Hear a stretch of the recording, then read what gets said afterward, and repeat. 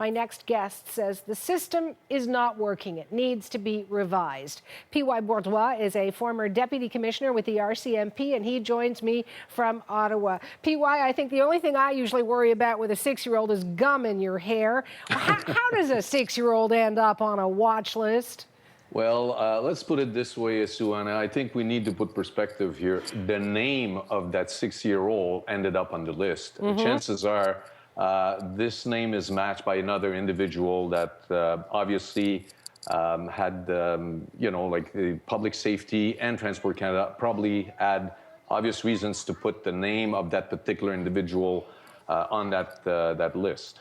And I stand corrected. You're absolutely right. The name is the same or similar, but there are so many other things that identify us other than our names. Height, biometrics, fingerprints, that the person was born not more than 6 years ago. Why isn't that information part of that list? And that is where the crux of the problem appear to be, Suana, is the fact that the airline and the carriers and the employees that are there at the gate looking at a 6-year-old with a similar name but obviously a different date of birth should have the authority right there to allow these people to board the flight.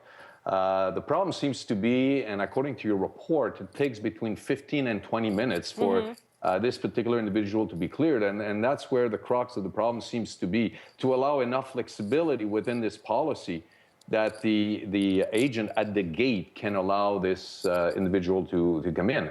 What you have to bear in mind is that there's an expanded no-fly list that has come as part of Bill C-51. And this piece of legislation is looking at individuals that, for instance, are engaged or attempt to engage in what could be activities that could affect the security of airplane or activities linked to national security or terrorism. So hence the reason why the flexibility should be there. And my suggestion would be that, individual beyond a certain age should be allowed to just come in. It makes a whole lot of sense to me. Now, Public Safety Minister Ralph Goodale says he is looking into the case. Is that the kind of reform that you might expect from the government to address these problems?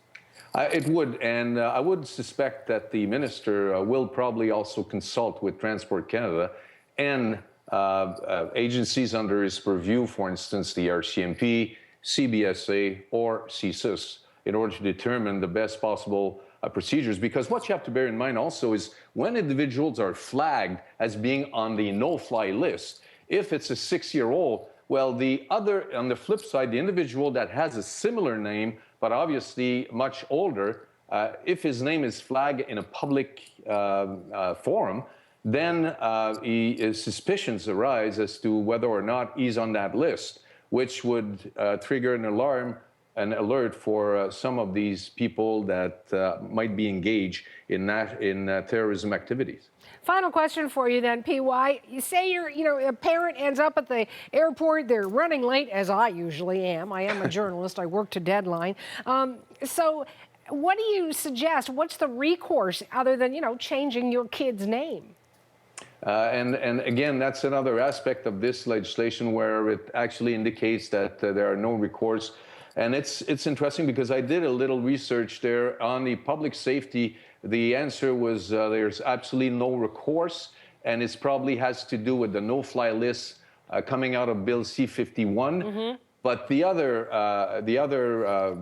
side of the no-fly list is the passenger protection program, and the passenger protection program indicates that there are recourses on the Transport Canada side. So hence the reason why people should step back and look at other options when it comes to recourse. Always great to have you on the program, PY. I appreciate your time. You take care. My pleasure, Suana. Take care. Former RCMP Deputy Commissioner Pierre-Yves Bourduas in Ottawa.